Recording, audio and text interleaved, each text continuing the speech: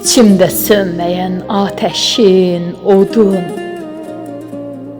nə verə bilər ki eşqinin dadın?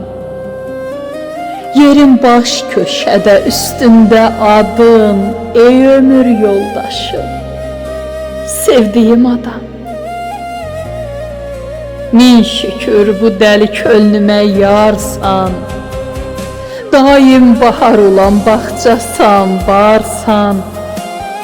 Ay gözümün nuru, nə yaxşı varsan. Sənlə işıqlanır, isinir odam. Hər şeyi gözümdən salan dünyada, sevdiyim hər kəsi alan dünyada, bu fani dünyada, yalan dünyada.